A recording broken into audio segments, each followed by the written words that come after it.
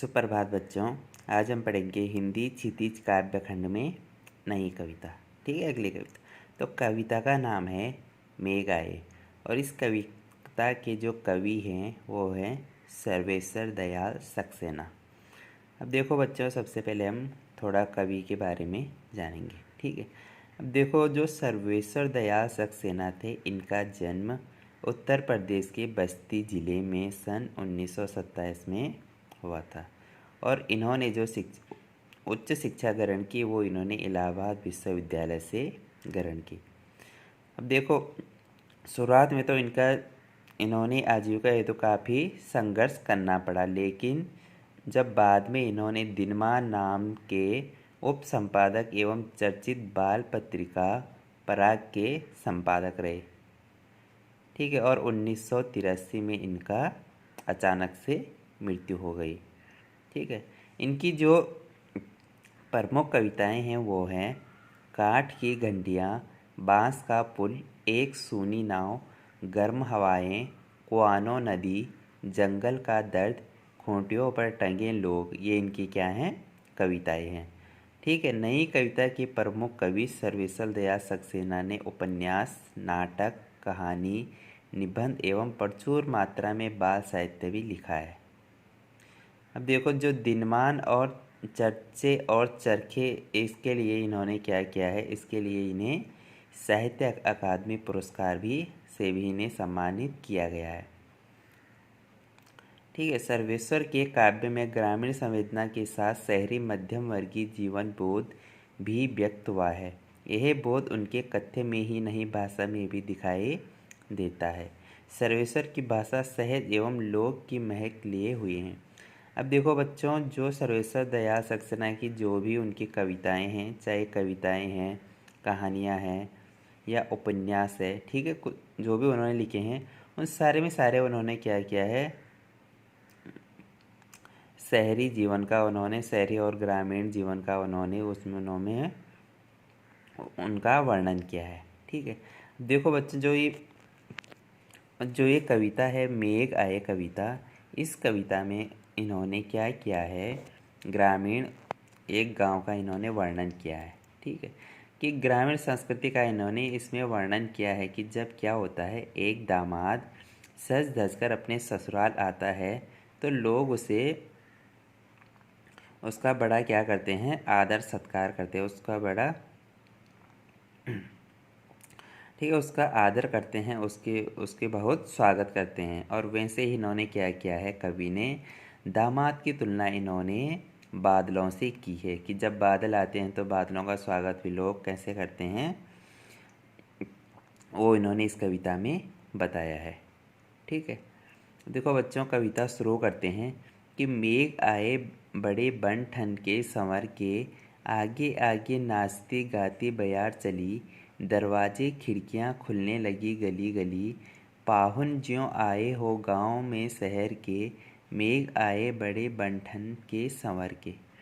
कि कवि क्या कह रहा है कि मेघ आए बड़े बन ठन के संवर के, आगे आगे नाचते गाते बयार चले।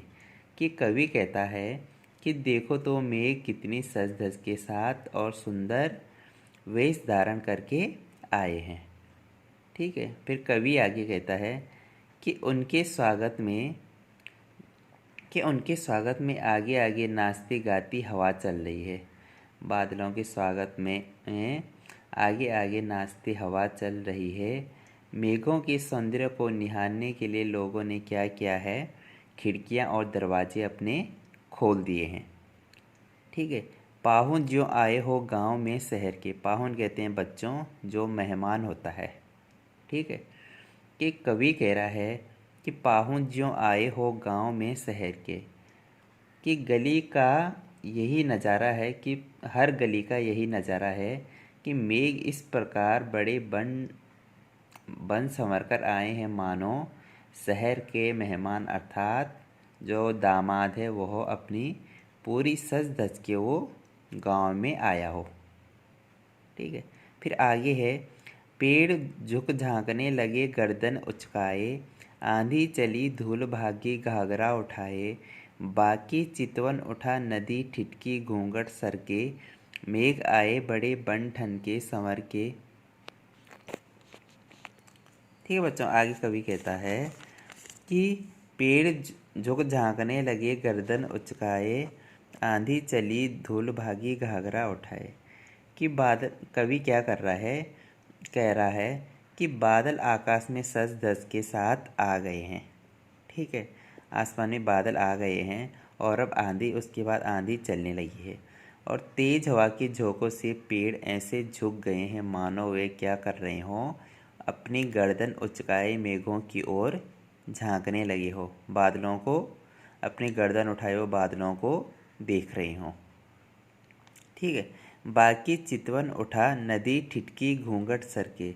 और आगे कवि कह रहा है कि धूल के बगुले इस तरह उड़ रहे हैं। अब जब तेज हवा चल रही है तो धूल भी उड़ रही है, तो कवि कह रहा है कि धूल के बगुले इस तरह उड़ रहे हैं मानो कोई गांव की कन्या मेघों के आने के उत्साह में अपना घाघरा उठाए घर की ओर भागी चली जा रही हो।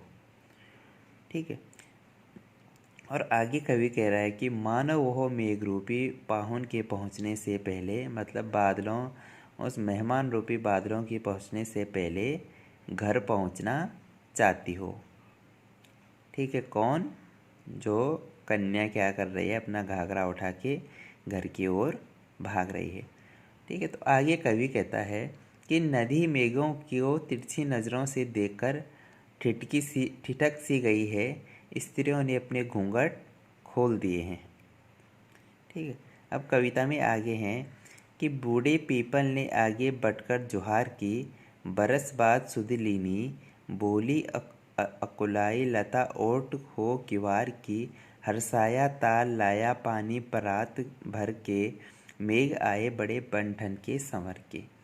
देखो बच्चों, कवि अब आगे कहता है, कवि क्या करता है, आसमान की तरफ देखता है और कल्पना करता है और कहता है कि आकाश में बादल सज संवर कर आ गए हैं। ठीक है, और क्या हो गया है, बूढ़े पीपल ने आगे बढ़कर जुहार की, बरस बाद सुध लीनी। कि कवि आगे कहता है कि पीपल के बूढ़े पेड़ ने अपने पत्तों की खड़खड़ाहट के द्वारा उसे नमस्कार किया, किसे, बादलों को।